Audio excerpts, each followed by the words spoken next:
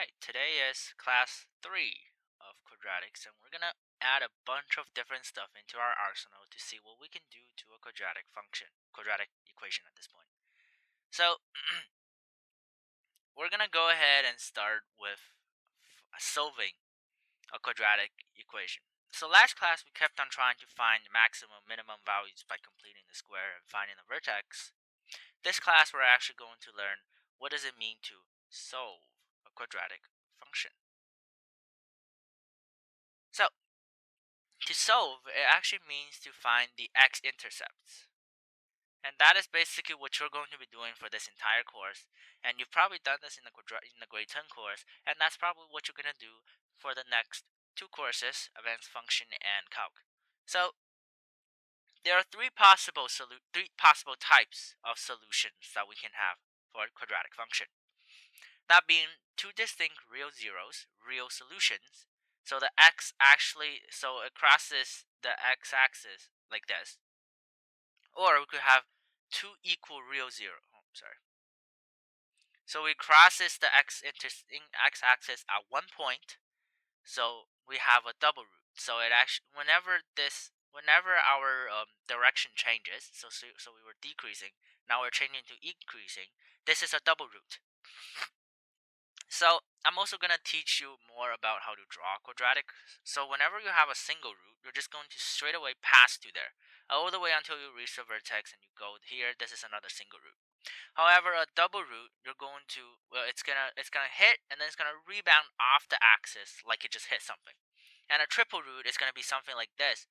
This is for cubic functions, but since we're in the function course, I'm gonna introduce it anyways. So these are the three possible solutions, and two imaginary zeros is that there's no actual solutions, and it's gonna be involving the imaginary number I, which was in our first class. So let's go ahead and actually start. So last class we did completing the square, but now we're actually trying to complete the square to solve. See, it says solve. So last class we were trying to find the vertex, basically the maximum or minimum value. So solving using complete the square is a little bit different. So we're actually going to go ahead and do this.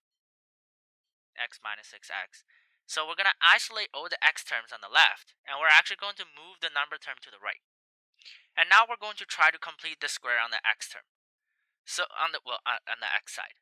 So how do we complete the square? Well, we do the middle number divided by 2 squared, so that is negative 6 divided by 2, that's 3, and then square that is positive 9. So minus 6x plus 9 equals to 27. And however, remember last time we said when you add 9 here, you have to minus 9 here. Minus 9 on the outside, right? And since there's nothing in front of the bracket, we actually don't have to do anything to the 9, so we can directly move it out.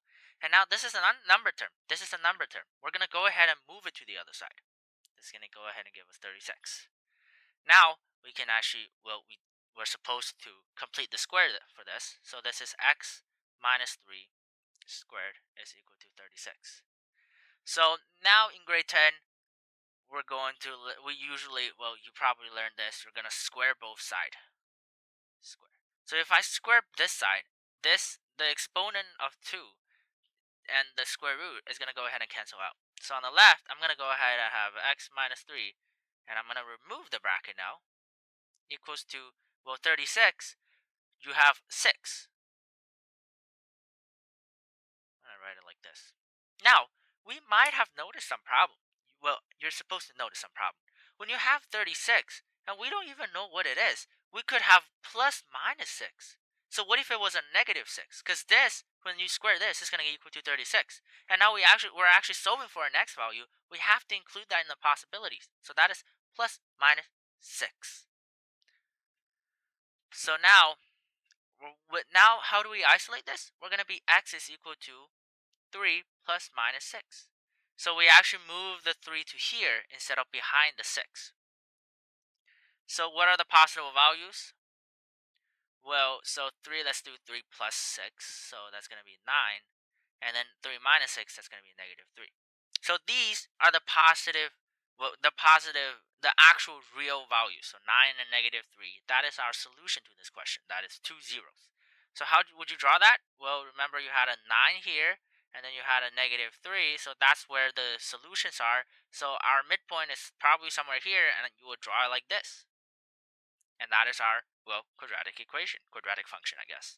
And then now, we're going to try to solve and complete the square.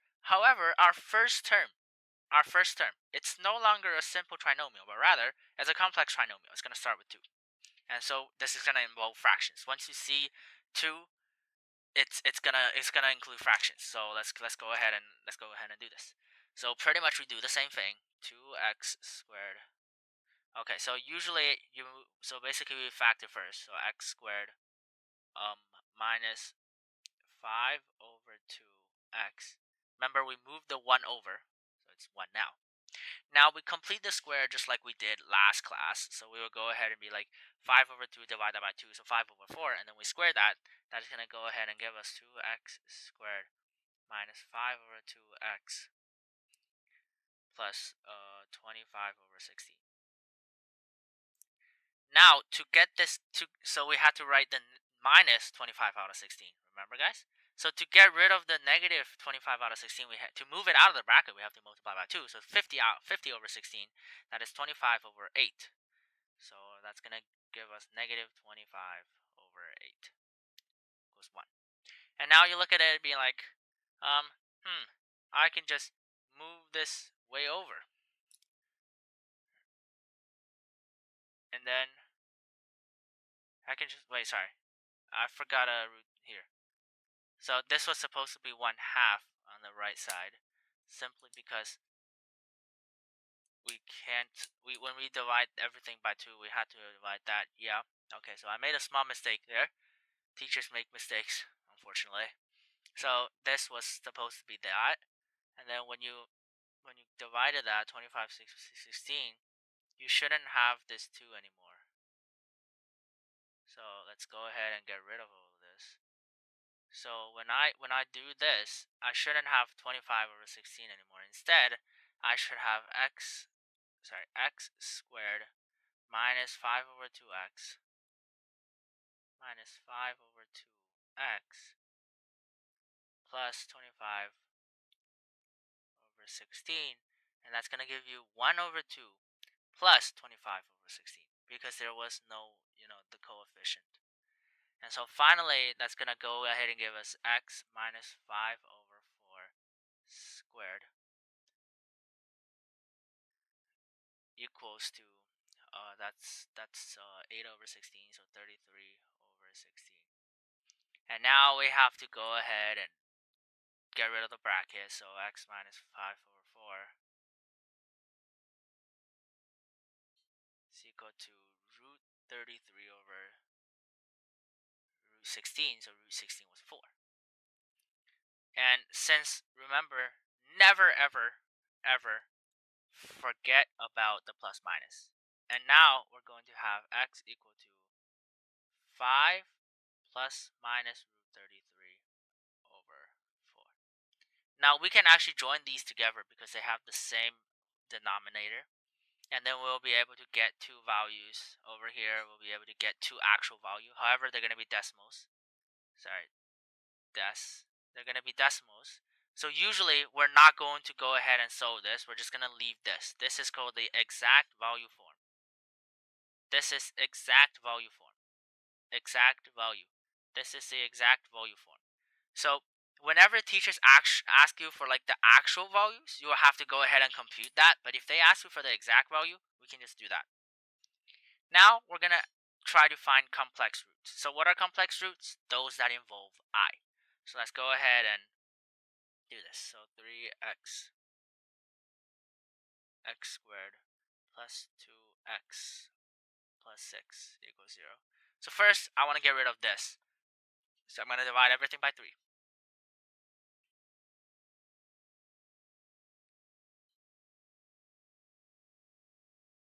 Plus 2, which we just move right over to negative 2.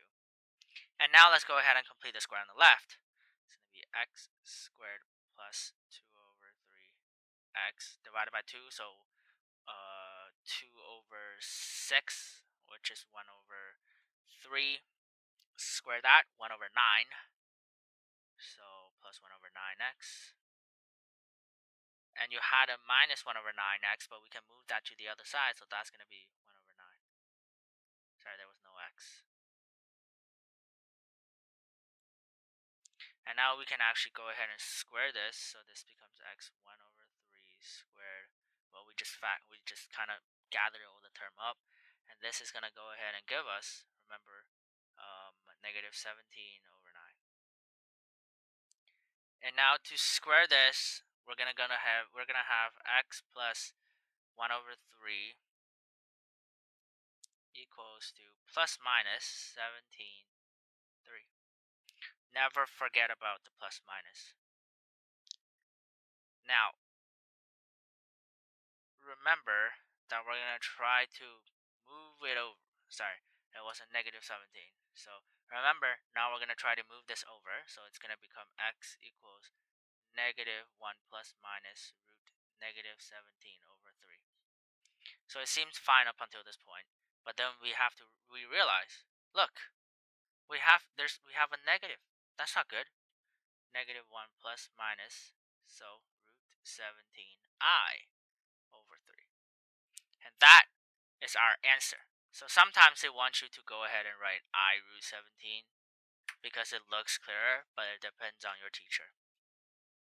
So yeah, then that is how you do it when you have a complex root. So basically when you have an I, you're actually drawing something like this. You're actually drawing something like this. It doesn't actually intersect the x-intercept at any single point. So whenever you actually have that, it's going to include I. And remember, you're always going to take out the I at the very end. You don't want to take it out in any other step because it will mess you up. Now let's try another arsenal that we learned, and we literally focused the entire grade 10 on it. Factoring. So, factoring, let's move it on one side first. 4x squared minus x minus 11x plus 9 equals 0. 4x squared minus 12x plus 9 equals 0. And now let's try to let's try to look. Hey, wait a minute. This seems like a perfect square. So this is 2, 2, and this is 3, 3. So one method that we used to check this was 2 times 3 times 2, which is 12. And that worked. So you know what that means? This is going to be a perfect square. So 2x minus 3 squared. Of course, you can go ahead and do the crisscross method, which will also work, but it depends on you. If you can notice it right away, you can get rid of the crisscross. As well, many of you have calculators. If you're from Canada, you probably have the Casio calculator. Those calculators, they can actually solve it for you. So keep in mind. So now we actually have x equals 3 over 2. And guess what? That is a double root. So before we actually check the answer, because it asked us to check the solution, so we're actually I'm actually going to try to lead you through and how to see how it will be actually drawn. So remember that x equals to 3 over 2. Now let's show it on a Cartesian plane first. So let's say I have this. So this right here, that will be 3 over 2. So it would actually look something like this. It goes down here, rebound, back up. So this is how it actually will look like. It will have a double root here because 2x minus 3 squared, that is a double root. That is a second degree root.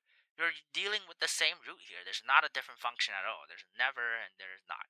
So let's go ahead and actually check our answer. So let's go ahead and input 3 over 2. So that's going to give us, 3 over 2 squared, 9 over 4 times 4. 9 over 4 times 4, that's going to be 9, minus 3 over 2, so 33 over 2. And that's going to give us 3 over 2 minus 9. So 9 in terms of 2, that's going to be 18 over 2.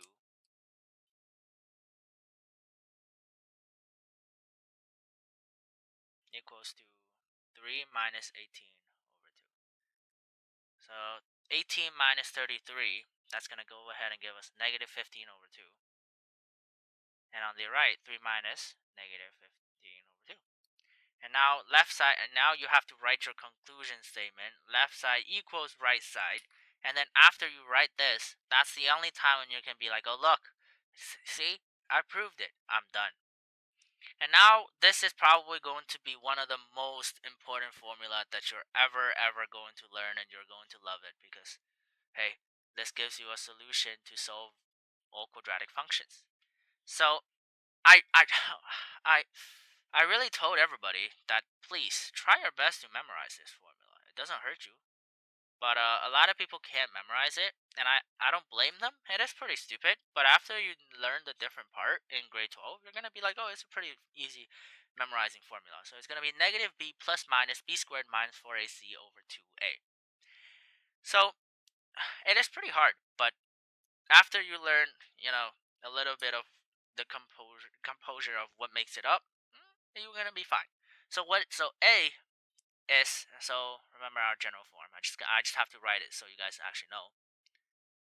So this is our general form. So in our case, a equals 1, and b equals negative 2, and c equals 3. So we can go ahead and plug it in there. And I just want to I just want to show something first.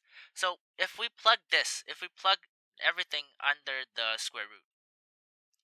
So I will have b squared, which is 4, minus 4 times 1, which I won't write, 3.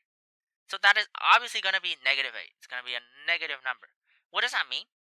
This means that our root is going to be imaginary, because essentially we're going to have this 8i. So that means we'll have an imaginary root. So that actually directly tells us, hey, look, there's no real solutions. But we don't learn that yet. It's going to be introduced a little later. So let's actually go ahead and plug this entire thing in. So on the front, that's negative 2, negative, negative 2. That's going to be 2 plus minus, and we just solved that. That was 8i. However, we're not done this yet because we have to actually simplify the radical, which we learned a little earlier. And then 2a, that's going to be 2. And then remember, common factoring, we crossed all that out. So it's going to be 1 plus minus 2 root 2i. So that is our final answer. And this one just looks like this, something like that. Doesn't have any real solutions simply because it's an imaginary root. So it's floating above the x-axis. So I just showed you how to check this, which you probably should do.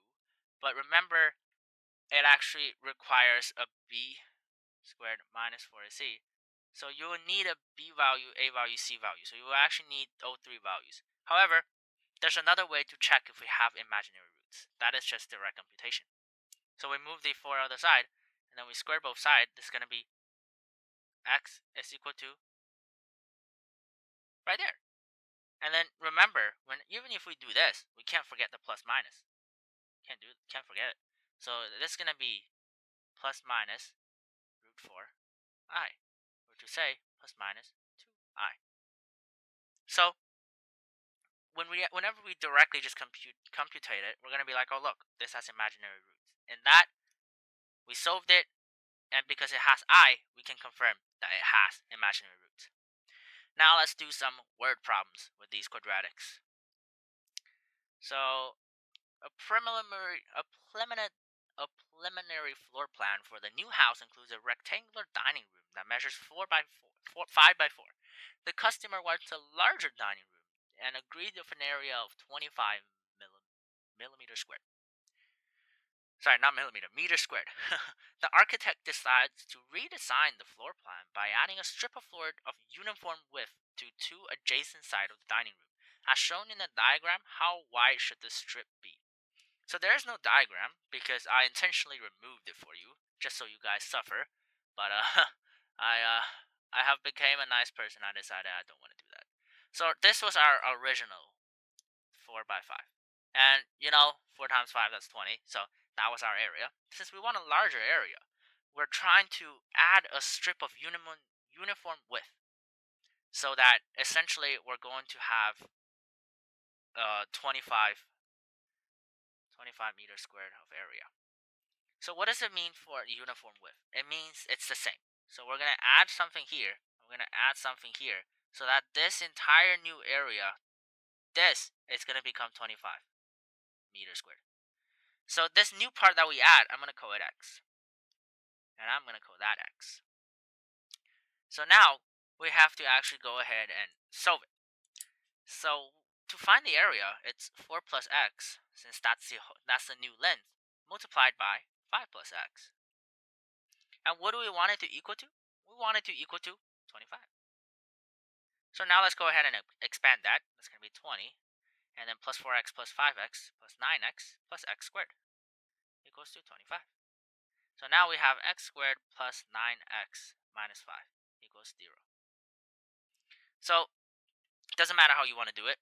Since I looked at it and I realized, oh look, maybe I can't solve this by factoring. So maybe I have to do quadratic formula. So if you chose to do quadratic formula, you're going to go ahead and give two answers. You usually will. It's going to be 0.525 and negative 9.525. And now we just look at the answer and we're like, hey, look, how can x be negative? How can we remove some strip and still get this value? That's just impossible. That's just impossible. And that is obviously one of the worst parts about applied math, is that sometimes math is right, but it doesn't make sense realistically. So this is something, if it was a positive. So this is something that looks like this. We want to find this. We want to find this point, this x-intercept. However, there's going to be another x-intercept here. So they're going to give you the same value. But we know that it's physically impossible to remove some strips and still have that positive amount of area. That doesn't follow modern day physics. That doesn't follow the Newtonian physics. So we know this number, not possible. So we're like, hey, look, our width should be 0.525. And then we can give out a whole conclusion statement. So it should be the width cannot be negative, so the root negative 9.525 is inadmissible and is rejected. We have to write that statement, and then we go ahead and be like, the strip should be 0.525 meters wide to the nearest thousandth of a meter. And then that is how we solve this problem. Again, I didn't provide any practice because I don't think we need that, but there are practice questions on page 128 and 129 in the textbook that I linked in the description of the video, or on the textbook the PDF that I gave you on the first day when I introduced you to this class. So, if you have any questions, go ahead, email me, do a comment, whatever you want, call me. If you have any questions, I will be here to solve it.